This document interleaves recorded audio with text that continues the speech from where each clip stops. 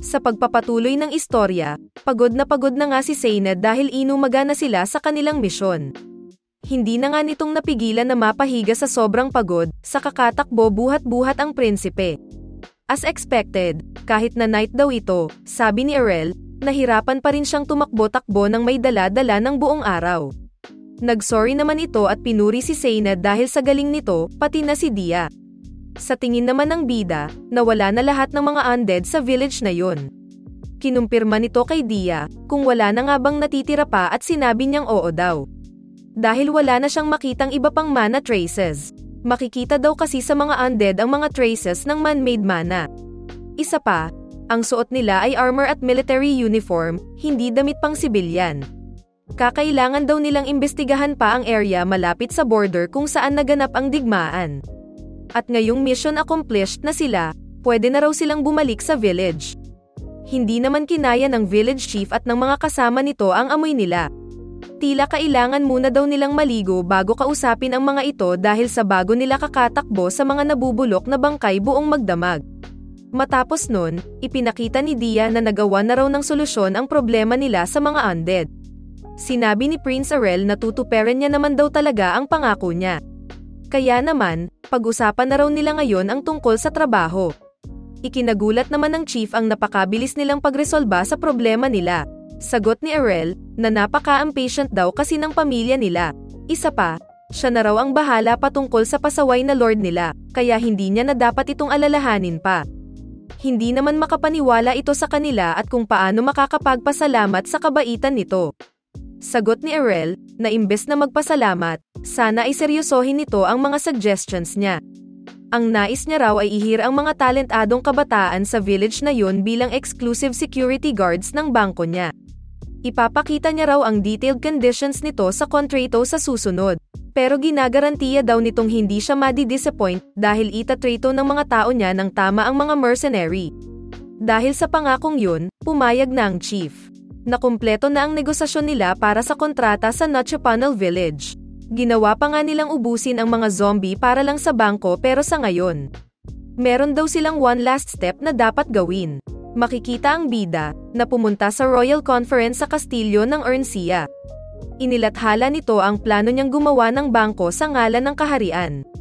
Makikita daw ng mga ito ang detalye sa plano. Isang establishmento raw ito na mag-iimbak at magpapahiram ng pera. Hindi naman maintindihan ng isang lord kung bakit hindi na lang itago sa mansyon ang pera para safe. Sagot niyang, pwede naman daw yun, pero safe nga ba raw talaga iyon? Napapaisip naman ang iba sa plano nito, pero tinanong ng prinsipe sila, kung hindi raw ba sila nababahala na baka manako ang yaman ng kaharian sa kastilyo. Sa isip-isip niya, nangyari na ito dati nang merong sumunog sa teritoryong iyon. Bagay na siya ang gumawa noon. Dagdag nito, nakakatakot na daw ang mundo ngayon kaya kailangan nilang masigurado. Ang goal niya raw ay ang gumawa ng safe bank na walang sino man ang makakagalaw. Nais niyang maglagay ng mga guards na kasing skilled ng knights at ng security system na ay develop gamit ang teknolohiya niya. Dagdag doon, isang function lang daw ng bank ang pag-iimbak. Ang pinaka-importanting parte nito ay ang pagpapahiram ng pera. Kinumpirma naman ng isa, na ang ibig sabihin niya raw ba ay magpapautang sila ng walang cost. Pagpapaliwanag nito, magpapahiram lamang sila ng pera sa merong kapasidad na magbayad ng tama. In return, makakakuha sila ng percentage dito. In other words, magcha-charge sila ng interes. Dagdag na katanungan nito, paano raw kung hindi makabayad ang isang tao? Nag-evil laugh naman ito at tinanong, ano sa tingin niya ang mangyayari dito? Kinabahan naman ito, pero sinabi ni Arel na joke lang daw. Anyway, magkakaroon ng mas marami pang gold coins na magfo-flow mula sa kaharian in the future. Isang paraan upang mag-organize ito ay ang bangko. Kaya naman, matapos ang pag-establish ng bank, ang susunod na gagawin ay ang i-distribute ang currency na papalit sa gold coins. Siyempre, nagulantang na naman sila. Mabigat na usapan na raw ang pagtatayo ng bako. Pero ibang usapan na ang patungkol sa sariling currency. Objection ng isa, mukhang wala namang rason para dito. Inasahan naman ng prinsipe na magiging strong ang oposisyon sa mungkahi niyang ito. Kaya sinabi niyang, nahahaluan daw kasi ng Peking coins ang current nilang mga coins at ang iba pa ay gold coins mula sa ibang bansa. Kaya naman irregular ang form at hindi stable ang market price. Kinukuha niya lang daw ang oportunidad na ito upang ayusin ang mga bagay-bagay. Siyempre hindi naman daw sila ang tatangke ng gastos na kakailanganin sa pagdidistribute nito, pero igagaranti nila ang value ng currency sa ngalan ng royal family. Ito na raw ang pagtatapos ng plano niya, kaya malaya raw silang magbigay ng komento dito. Kaya naman nagkaroon ng diskusyunan at nag-usap-usap na sila. Isa-isa nang nag-agree ang iba habang neutral ang iba. Sa isip ng bida, sobrang saya niya dahil bago ang conference, inisa-isa niya na ang mga taong naroon para suhulan. Kinuha niya lang ang kanilang pahintulot. Ayos daw. At finally, ready na ang lahat. Oras na, para simulan ang pagkukonstruct ng bangko. Sa hallway, makikita namang nag-uusap ang dalawang noble. Tinanong ng isa kung hahayaan na lang daw ba nila ang prinsipe sa plano niya. Tanong naman ni Dezelprochi ano ba raw sa tingin niya ang dapat nilang gawin. Duke daw ito at meron na siyang authority upang kuhanin ang permission nila at magsimula ng business gaya nun.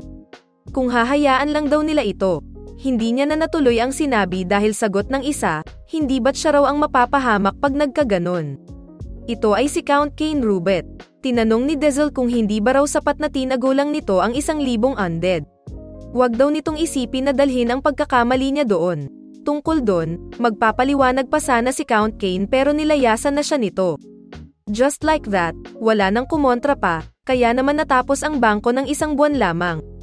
Ito ay located sa best land sa Royal Capital.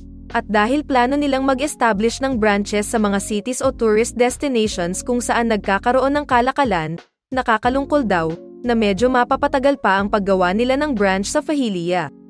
Na-overhear naman ng bida ang usapan ng mga tao doon. Dahil natutuwa silang pwede na silang umutang at a reasonable interest rate.